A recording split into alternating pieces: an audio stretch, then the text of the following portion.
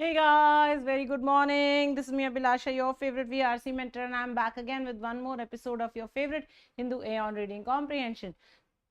Let's hope that I'm live and audible and visible. In the meantime, let me get started with my announcements for the day and then we can take it forward from here. So guys, the Unacademy Champions League is back. So for CAT 2022, the Champions League happens like this. It will be a 4-day workshop starting from 20th of April. Then the final test will be on the 24th of April at 12:30. It will be a 120-minute test, 66 questions.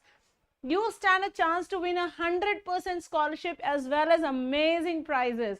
So rank 1 can get a MacBook Air, rank 2 can get an iPhone XR, and ranks 3 to 5 will get Apple AirPods. Isn't that amazing? So scholarship prizes ke prizes.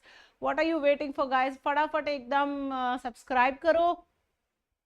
Test लिखो, workshops करो, test लिखो and get started. Kickstart batch for 2024 weekend evening batch starting on April 16th. Here is an amazing batch. And Unacademy Ask It Out is now available on the website as well as the app with brand new updates. Ask us up to 3 doubts. Get solutions in your preferred language. Request a review for your solution. Simply click, crop and submit. So those are the amazing things that are happening, guys. Also, the best study material is here. The notes for CAT and other MBA entrance tests are available now.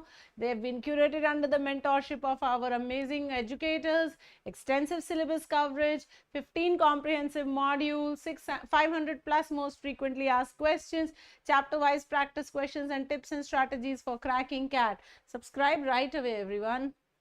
The CAT Iconic is a flagship program for CAT aspirants. You can block your notes now, guys. You get notes, GDPI what, one-to-one live mentorship, live doubts, test analysis, expert guidelines, open house, Discord, and all the benefits of Plus. इतनी सारी चीजें मिल रही हैं. Guys, here is our CAT notes story. Of course, beautiful story that we did have. I'm sure you know, you're aware of the CAT notes story. October we started. We found out that yes, we needed some really great material. December, extensive discussions were held. January, experts were handpicked. February, the notes were ready. Week 1 of March, first review. Week 2 of March, second review. Week 3, third review. Week 1 of April, the final review. And now, guys, notes have been launched. So yes, get your copy of them now. All right, like I said, Champions League is done. Here we are. All right, everybody. शुरू हो जाते हैं आज के session में.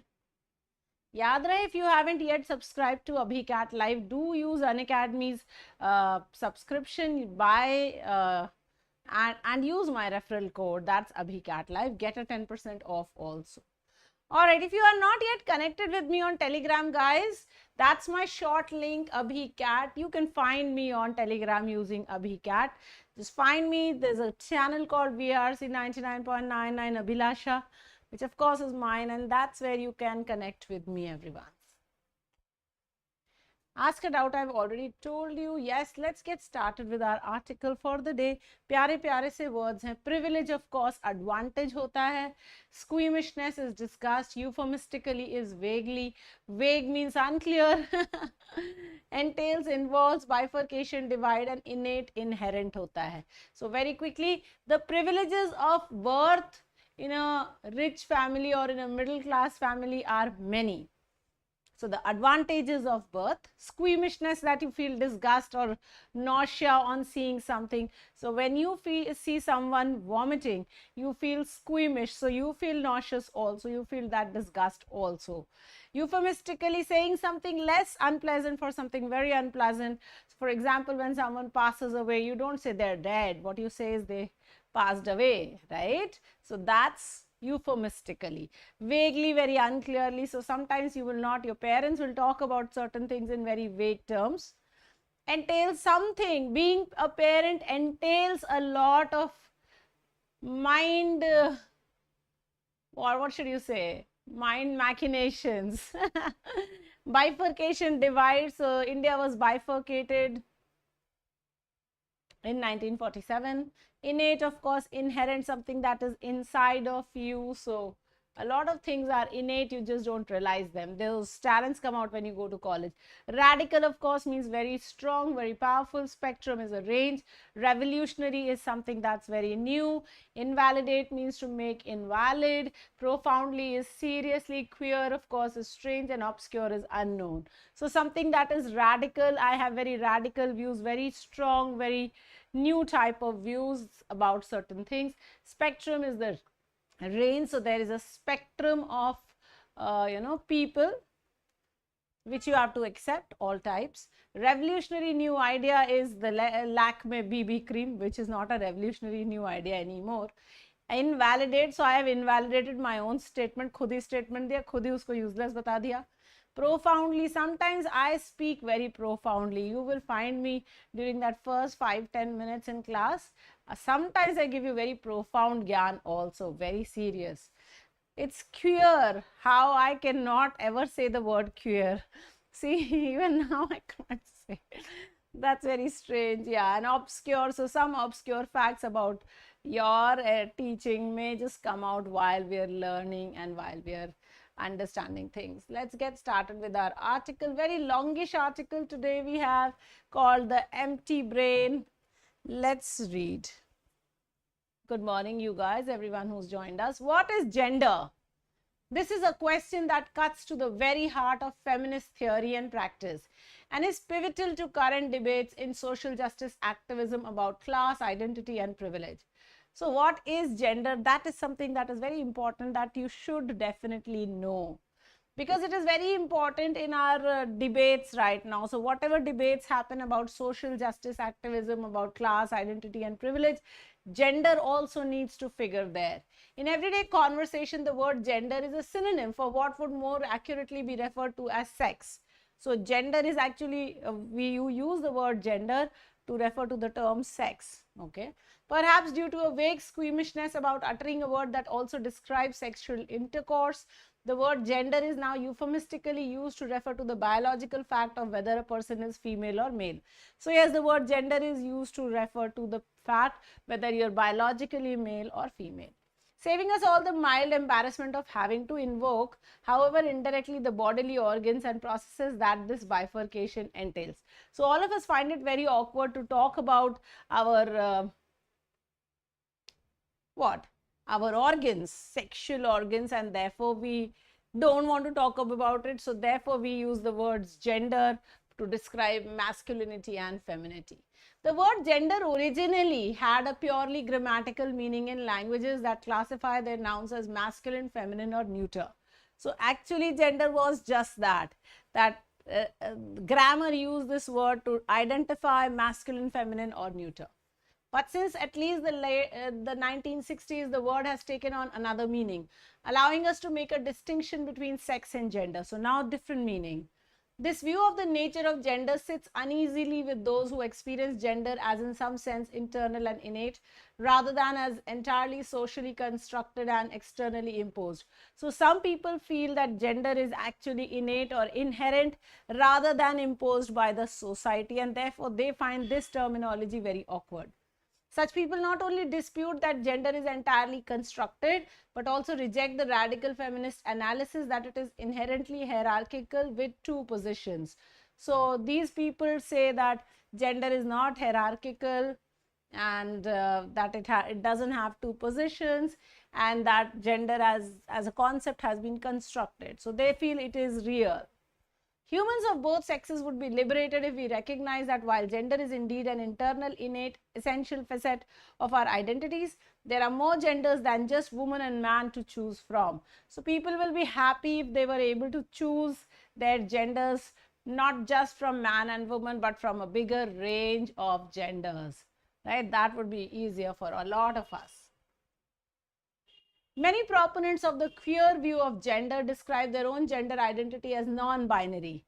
So people who are not men, not women, they do take up the non-binary gender as their own and present this in opposition to the vast majority of people whose gender identity is presumed to be binary. So binary means masculine, feminine, man, woman. Non-binary means something other than that. On the face of it, there seems to be an immediate tension between the claim that gender is not binary but a spectrum. So the minute you say that gender is not binary, that means it's not just two, there is a range. Immediately there are problems. And the claim that only a small proportion of individuals can be described as having a non-binary gender identity. So here is again a claim that there are very few people who can be, described as having a non-binary gender identity. So there may be something other than masculine and feminine. To avoid this, the proponent of the spectrum model must in fact be assuming that gender is both a binary and a spectrum. So the person who's proposed the spectrum should probably have assumed that gender is both binary and a spectrum. It is entirely possible for a property to be described in both continuous and binary ways. So you can describe it in both ways. One example is height. Clearly, height is a continuum, yes. And individuals can fall anywhere along that continuum. But we also have the binary labels tall and short, yes. So some people are tall, some people are short. So that's the binary label. But height, of course, you know, is in a continuum, 1 feet, 2 feet, 3 feet, and so on, right? So similarly, you could have gender identities also. However, it seems unlikely that this interpretation of the spectrum model will satisfy those who describe themselves as non-binary gendered. So it's unlikely that those who are non-binary gendered are going to be happy with this description. If gender like height is to be understood as comparative or relative, this would fly in the face of the insistence that individuals are the sole arbiter of their gender. So then if you did say that gender is a continuum, then it is relative, then it would be very awkward to say that gender is something that an individual can determine, right? Then you would not be able to determine it. Arbiter means someone who's given birth to it. And here we have an irony. So here is the irony about some people insisting that they and a handful of their fellow gender revolutionaries are non-binary. So some people are saying that they are non-binary. In doing so, they create a false binary between those who conform to the gender norms associated with their sex and those who do not. So the minute you say you are non-binary, you have actually created two categories.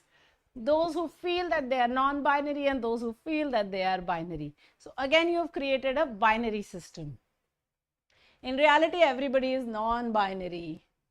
Okay, so we are, but like, okay, non-binary, there is not a limitation between two.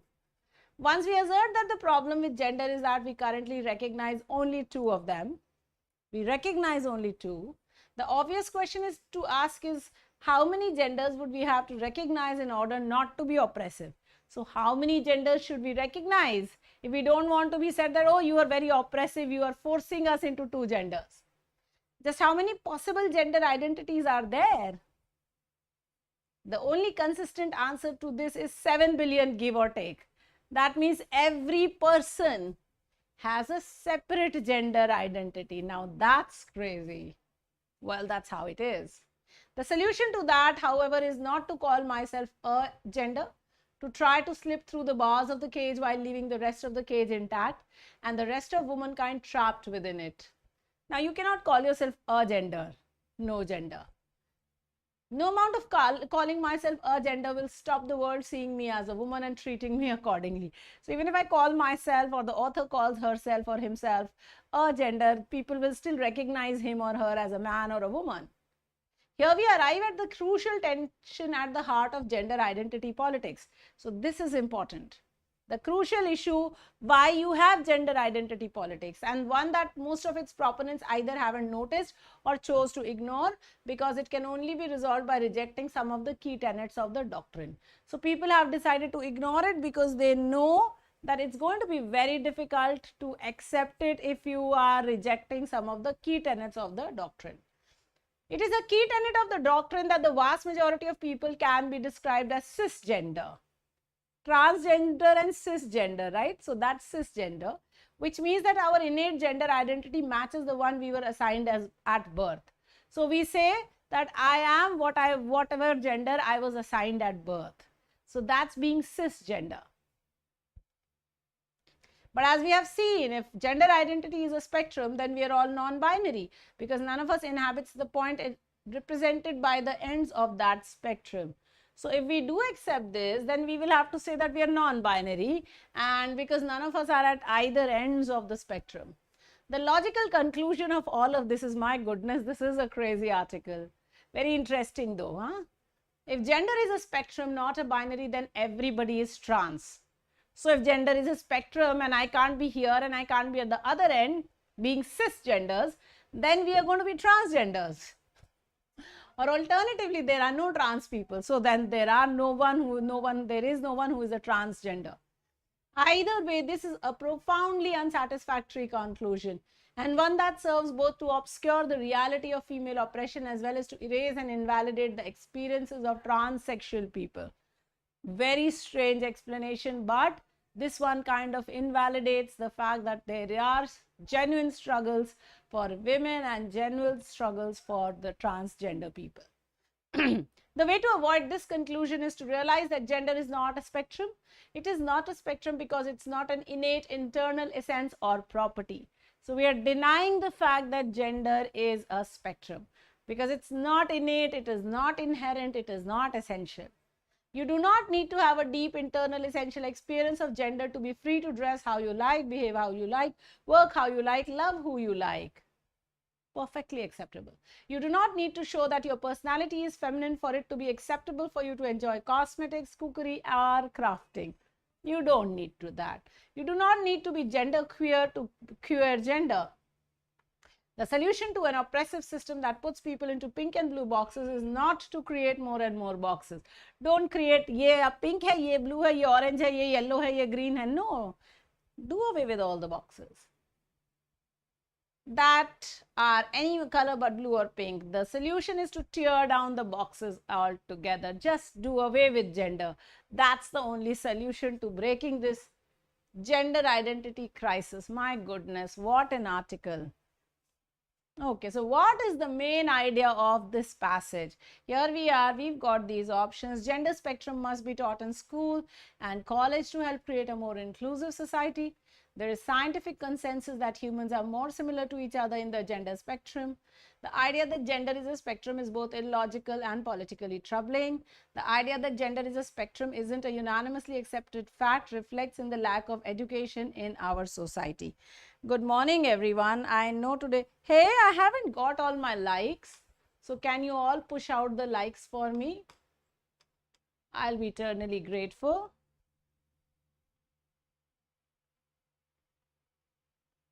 Good morning, Dishani. Oh, Archit, you are second today. Good morning, Archit, Rohit, Preeti, Sudha, Sharanya, Shubham, Srishti, Anita, Aman, Nikita, Swati, Ritika, Krishna, Shivani. Sorry, Krishna, there are no PDFs for this session.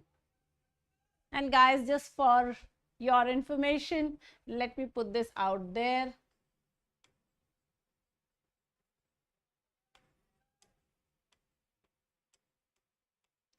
My name is Swaroop, not Swaroop.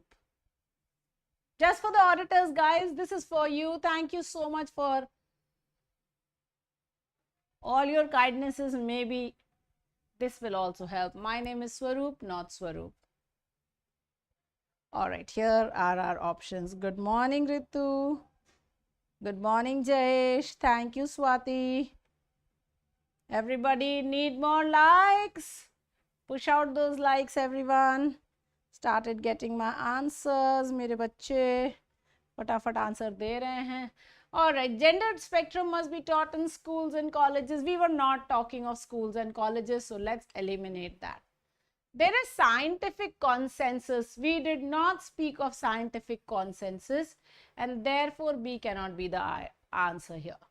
The idea that gender is a spectrum is both illogical and politically troubling. Well, did we really speak of politics? I'll put a star on this. The idea that gender is a spectrum isn't a unanimously accepted fact, reflects in the lack of education in our society. But did we say that it was the lack of education in our society that was reflected by the fact that gender is not a spectrum? Well, we did not say that. Therefore, D cannot be the correct answer. So we'll have to come back to C and take that as our answer. Okay, so the idea that gender is a spectrum is both illogical and politically troubling. That is what the writer has essentially said in this article. All right, let's go to the next question. When did the meaning of the word gender drift according to the passage? Very quickly.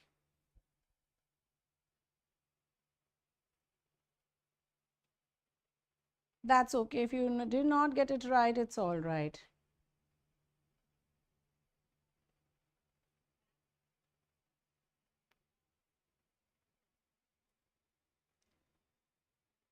Was it in the 1950s, 60s, 70s, or 80s?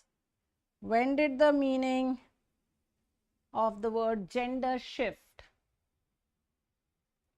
Yes, the correct answer is not 1950s. The correct answer is not 1980s. The correct answer, yes, is 1960s. Very good, you guys. In 1960s, the meaning of the word gender drifted from what we were thinking it was to something very, very different. Absolutely. I think everybody got this one right. Very good. All right. So here is a different question. Very interesting, nice new question type. So I've got two statements, A and B. You have to identify what is the relationship between these two statements. Okay. So statement A says the word gender originally had a purely grammatical meaning in languages that classify their nouns as masculine, feminine, and neuter. And statement B says there are 7 billion possible gender identities. So is A the cause, B the effect? Is A the effect, B the cause? Are they both effects of a common cause, and are they unrelated?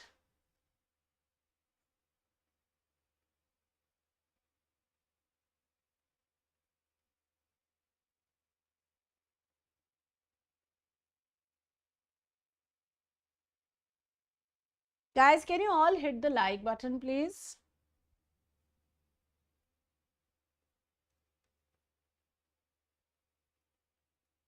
This may be a slightly tough question for you guys.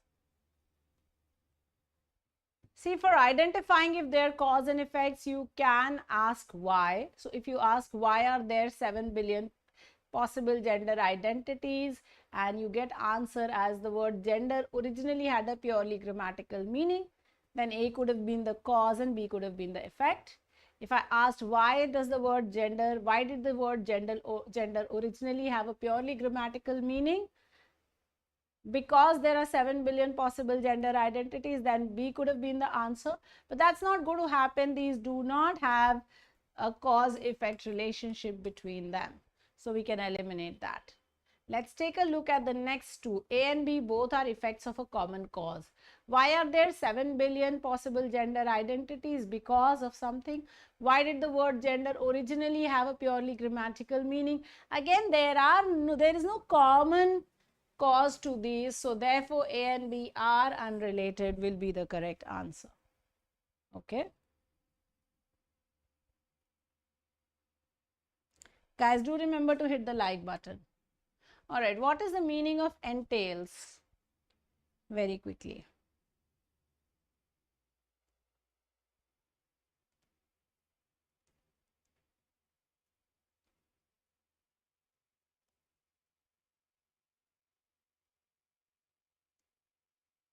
Something entails something.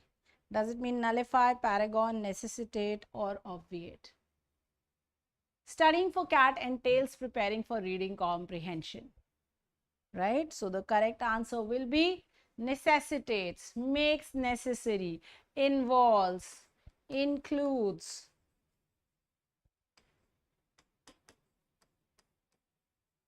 So the correct answer is C, not A, not B, not D. Okay, so that's the one. What is the meaning of the idiom tear down the boxes? Are you reconstructing? Are you dismantling? Is it genesis or is it the word algorithm?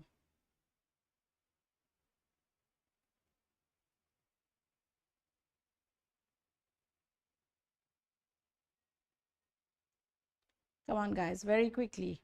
What is the meaning of the word tear down the boxes, or the idiom tear down the boxes?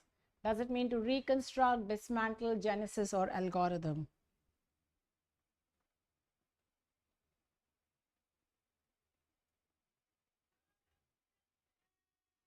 Yes, if you're tearing down the boxes, you're actually tearing them down. So it cannot be reconstruct, which means build again. It cannot be algorithm, that's a plan. It cannot be genesis, that's birth. And therefore, dismantle is the correct answer today, guys. All right, let's get your scores in, everyone. So we had 5 questions, if I'm not mistaken.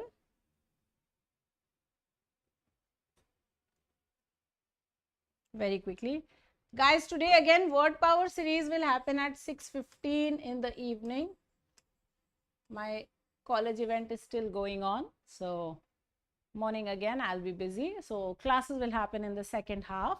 So from 5 p.m. we will have word power made easy. 6:15 we will have our vocab, and 8:30 we will have our regular intermediate VRC also.